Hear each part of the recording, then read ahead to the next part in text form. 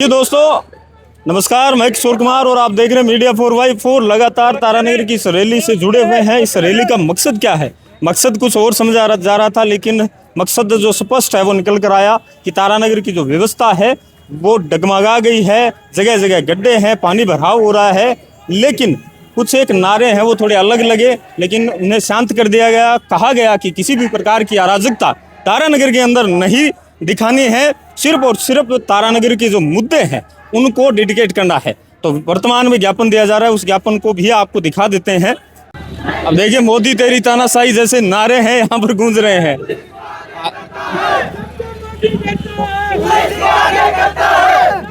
लाठी चार्ज करता है, देखिए देखिए धर्मेंद्र प्रधान इस्तीफा दो, धर्मेंद्र प्रधान इस्तीफा दो। फोन बंद कर दो सर आप एक बार। अब इसमें सर हमने बहुत सारी चीजें लिखी हैं, ठीक है। पूरे लोग तारानगर के परेशान हैं, बारिश होती है, बहुत ज्यादा प्रॉब्लम हो रही है। हम बोल रहे हैं नगर क्षेत्र में नियमित सफाई व्यवस्था सुनिश्चित की जाए, नहीं हो रही है सर। इसके अलावा मैं बोल रहा हूँ जो टूटे सड़कें हैं, गड्ढे हो रखे हैं। मैंने एक गड्ढे का वीडियो बनाया, वायरल हुआ था सर। नगर पालिका वालों ने सिर्फ वो एक गड्ढा भर दिया, आसपास के गड्ढे देखे ही नहीं। उसके अलावा नाली सर, जो नाले बन रखे हैं खुले पड़े हैं। कोई स्कूल का बच्चा, सरकारी स्कूल का खुद का देखें तो उसके आगे गड्ढा है सर, एकदम खुला पड़ा है सर। ये बताइए सर, ये आपके हाथ में नहीं है, आपके पास इसका ऑर्डर नहीं आ रहा है, इसका बजट पास नहीं हो रहा है, क्या प्रॉब्लम है सर? ये बताइए सर, बोलेंगे। हम अपनी समस्या बताओ, हम काम करवाएं। नियमित काम नहीं, बारिश के दौरान बारिश का पानी इकट्ठा हुआ, रात निकल गया पूरा। ठीक है। सफाई सर, सफाई नहीं 25 दिन होती है, नहीं हो रही है ये तो डेली होती है। एक मिनट सर, हमारा यही कहना है कि डेली सफाई होनी चाहिए। उसके अलावा साथी ने अभी बताया कि हर जगह खड्डे, जैसे चमोई रोड मान लो, इधर उधर मान लो, वो खड्डों की नगर पालिका भरपाई करवाए, उससे नुकसान नहीं हो। उसके साथ साथ जो ये बारिश का पानी है, एक मिनट सर, तो ये बारिश का पानी आपने बोला कि हमने निकाल दिया, बहुत अच्छा काम किया, हमने निकाल दिया, लेकिन सर इसका परमानेंट होना चाहिए, क्योंकि जो परेशान होते हैं स्कूल के पीछे पूरी जगह सर भेजी हुई है सरकार को, और शायद 2 या 3 महीने में इसका सर। आप 2 या 3 महीने बोले, 3 महीने नहीं, हम 4 महीने वेट कर लेंगे। सोल्यूशन होना सर, ये एक ज्ञापन तो हम आपको दे रहे हैं, एक एसडीएम सर से आपको आएगा सर, हम वहाँ देखे आएंगे। हम नहीं बोल रहे आपकी गलती है, ये ज्ञापन हम सर को दे रहे हैं, ठीक है सर। बहुत अच्छे हैं, सर के लिए तालियां बजाइए।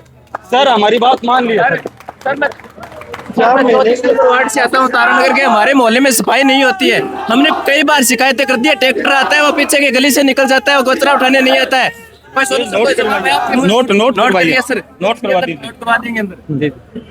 सर, थोड़ा ध्यान। हाँ भाई, मैं खुद वाचिंग करता हूँ सर, हमारे जन बार में नहीं आया जाएगा सर। फिर 15 अगस्त पढ़ने वाले बच्चे हैं, ये बहुत मुश्किल से खड्डों की बात है, तो ये तो हमारा टेंडर किया हुआ है। जहाँ भी आपको लगे कि ये खड्डा है, हमें बताओ, हम आ जाएंगे सर। बहुत खड्डे हैं। देखिए दोस्तों, लगातार इस मुहिम से हम जुड़े हुए थे, ज्ञापन है वो दे दिया गया है, और युवा साथियों द्वारा बड़ा जानदार और शानदार माहौल है वो क्रिएट किया गया। लेकिन इस एक मुद्दे को किसी और दिशा में ले जाने की आप कोशिश न करें। हाँ, यदि नीट से संबंधित आप प्रोटेस्ट कर रहे हैं या रैली कर रहे हैं, तो एक लैब तरीके से वो रैली होती है, दिखाएं। ये युवा साथी हैं, तमाम युवाओं में एक अलग जोश आज देखने को मिला। ज्ञापन सिर्फ और सिर्फ सफाई व्यवस्था को लेकर था। जी देखिए, जिस प्रकार से तारानगर की व्यवस्था की बात करें तो उससे संबंध में ज्ञापन दिया गया।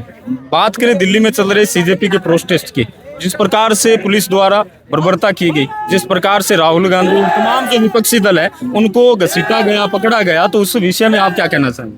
प्रजातंत्र की हत्या है साहब, ये बिल्कुल प्रजातंत्र की हत्या है। प्रजातंत्र का ये मतलब है ही नहीं।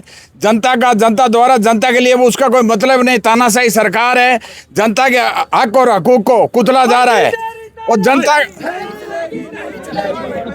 आम गरीब आदमी है, उसका भारी सोचना क्यों कि बड़ी मुश्किल से कोई कैसे कैसे अपने बच्चों को पढ़ा रहा है, वहां तक जाता है, जमीन जायदाद बेचकर वहां तक जाता है बच्चों को पढ़ाने के लिए, और उसके अंदर पैसे वाले सब घालमेल करके पेपर बिक्री हो जाता है। सरकार का दोबारा ना रहा है, लेकिन गरीब आदमी उसमें पिसता जा रहा है।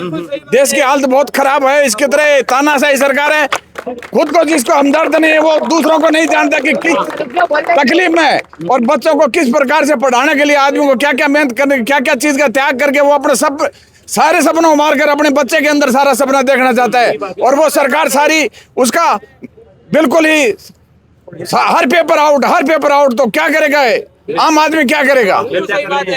तो जिस प्रकार से युवाओं के साथ बर्बरता की गई, जिस प्रकार से विपक्षी दलों को घसीटा गया, तो ये बता रहे हैं कि बर्बरता है, घृणा निंदनीय कृत्य है वो पुलिस के द्वारा किया गया।